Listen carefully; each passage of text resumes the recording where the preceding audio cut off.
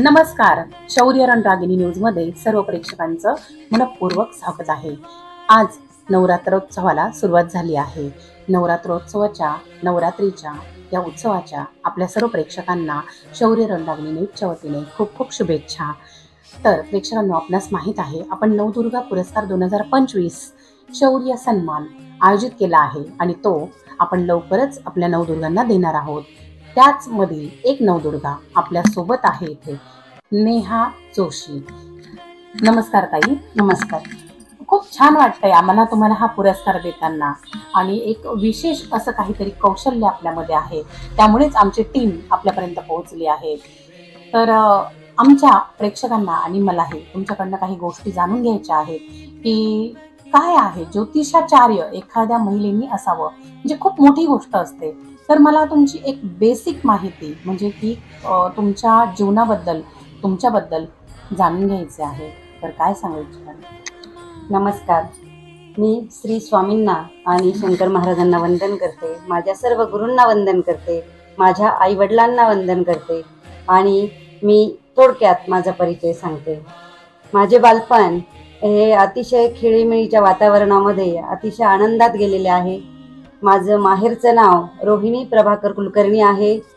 माझे वडील हे सिक्युरिटी प्रेसमध्ये होते. माझा भाऊ श्रीकृष्ण कुलकर्णी आणि रामभाऊ कुलकर्णी असे 2 भाऊ आणि एक बहीण आहे मला, वैभवी जोशी. तर लहानपण अतिशय छान गेलेले आहे.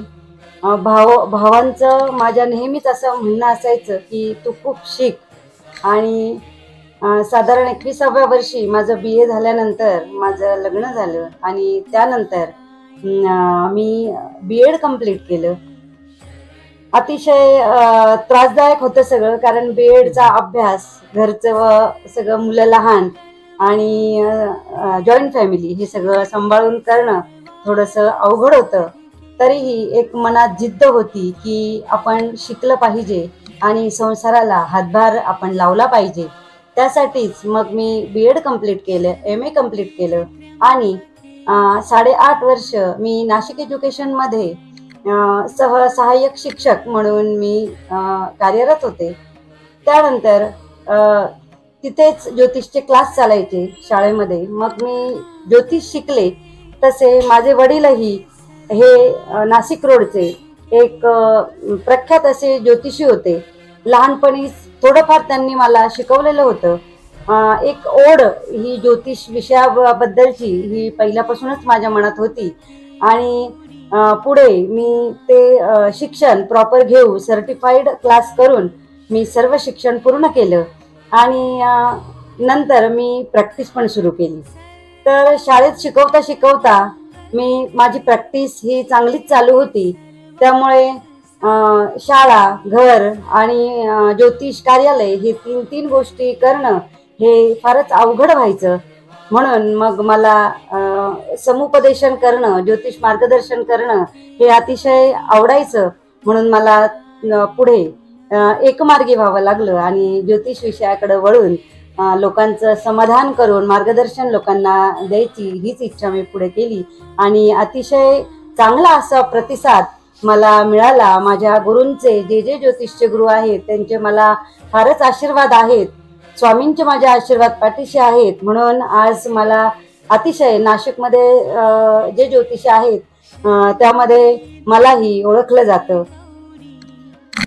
प्रेक्षकांनो, दत्त अनघा ज्योतिष वास्तू रिसर्च सेंटर ताईंचं आहे आणि त्या तिथे ज्योतिषाचार्य म्हणून सगळं काम बघतात आणि हे त्यांचं स्वतःचं आहे. एखाद्या पुरुष वर्गाचं ज्योतिष म्हणून नाव ऐकणं हे खूप कॉमन गोष्ट आहे, परंतु एका स्त्रीने ज्योतिषाचार्य असणं हे मात्र एकदम विशेष आहे. नेहाताई, ज्योतिषाचार्यच व्हावं असं तुम्हाला का वाटलं?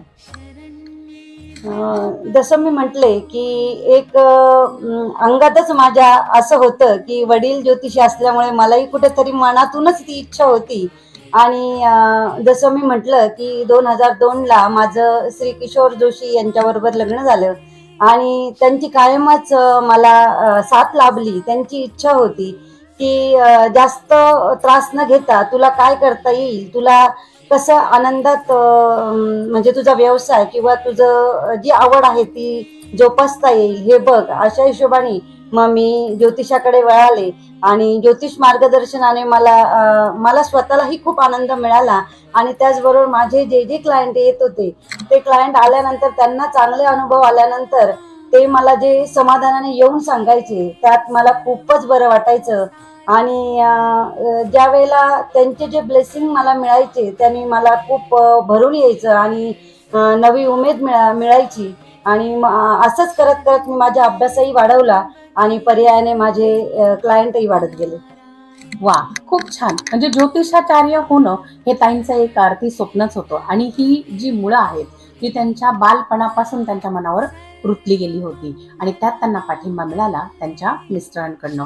खूप नशिबान असतात अशा महिला की ज्यांना घरातूनच इतका छान एक सपोर्ट असतो. ज्योतिषाचार्य होणं हे काही साधं सोपं नाहीये ताई. म्हणजे मला तर माझं स्वतःवरच असायला येतं की एका गृहिणीने ज्योतिषाचार्य होणं हा विचार तिच्या मनात येणं हीच एक वेगळी गोष्ट असते.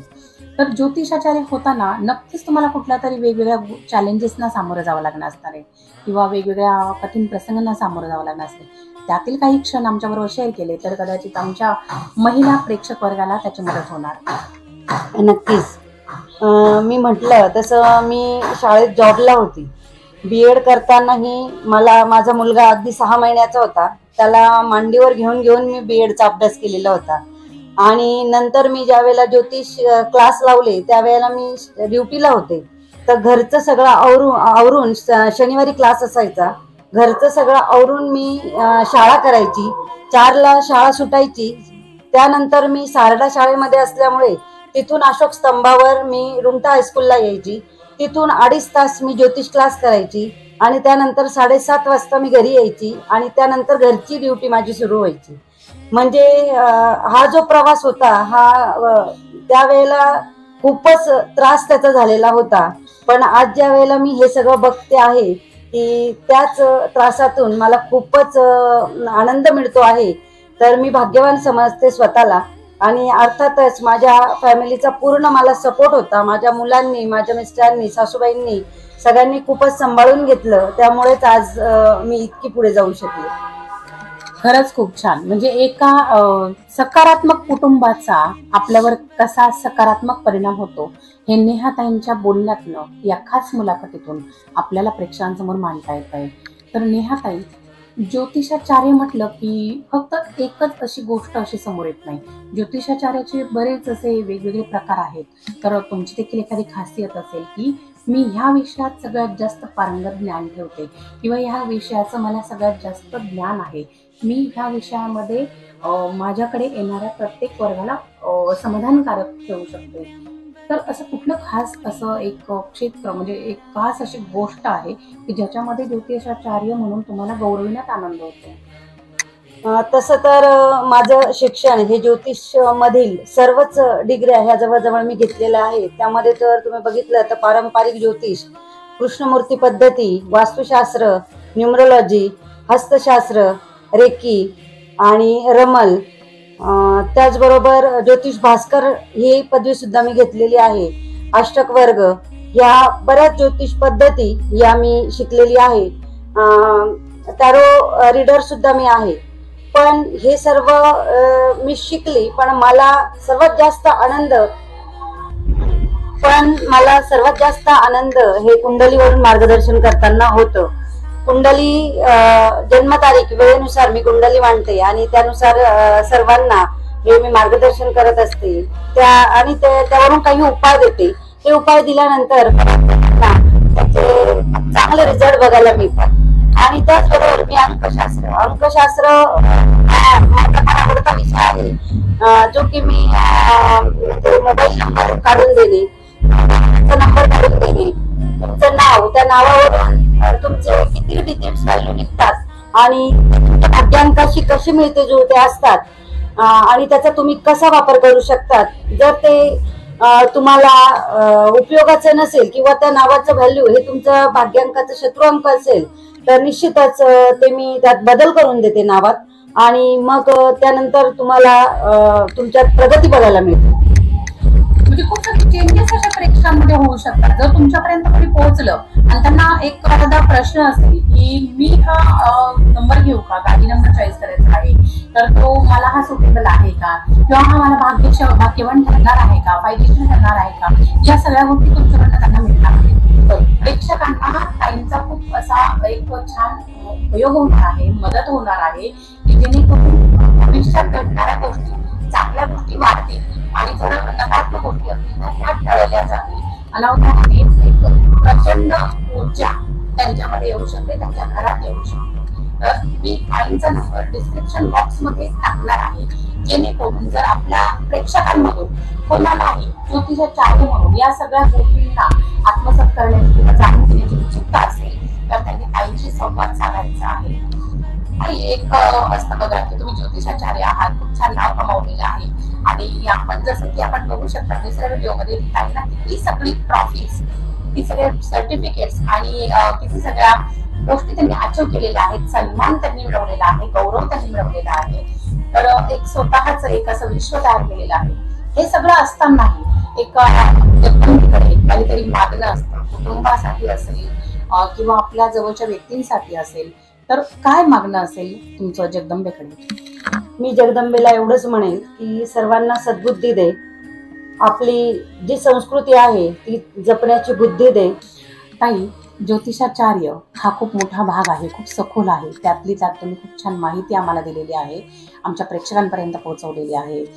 ज्योतिषाचार्य हा विषय घेऊन आमच्या प्रेक्षकांना आणखी काहीतरी मार्गदर्शन करावं आणि नवरात्रोत्सवाच्या आमच्या प्रेक्षकांना तुम्ही शुभेच्छा द्याव्यात. नक्कीच.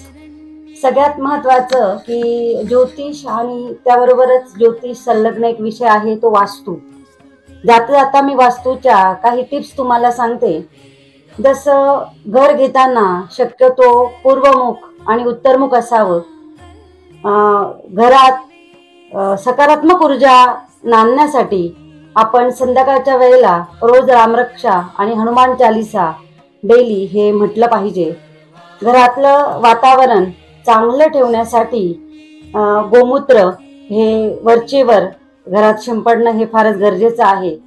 अमावस्या तिथीला घरात पूर्ण घर पुसायचं आणि त्यामध्ये मिठाचं पाणी आणि हिंग, हळद जर तुम्ही त्या फरची पुसण्याच्या पाण्यात टाकलं तर नक्कीच पॉझिटिव्ह ऊर्जा ही घरात जास्त प्रमाणात निर्माण होणार आहे. तर वास्तू हा विषय असा आहे, तो माझा फारच जवळचा आहे. तर वास्तूच्या त्या दिशा आहेत, त्यानुसार जर आपलं घर असेल तर नक्कीच आपल्याला खूपच त्याचे चांगले परिणाम बघायला मिळतात. तर वास्तू शी कनेक्ट सुद्धा होण्यासाठी माझा नंबर हा स्क्रीनवर आहे, तो बघा आणि मला कॉन्टॅक्ट करा. नक्कीच ताई, प्रेक्षकांना हा तुमचा खास मुलाखतीचा भाग खूप आवडलेला असणार आहे. ज्यांनाही कोणाला आवडला आहे त्यांनी लाईक, कमेंट, फॉलो आणि सबस्क्राईब करायला विसरू नये. ताई, जाता जाता नवरात्रोत्सवाच्या खूप खूप शुभेच्छा तुम्हालाही. तुमच्या या ज्योतिषाचार्य खूप मोठ्या सखोल अशा विषयाला देखील आणि खूप खूप शुभकामना. सर्व प्रेक्षकांना मी या नवरात्रीच्या मनापासून शुभेच्छा देते.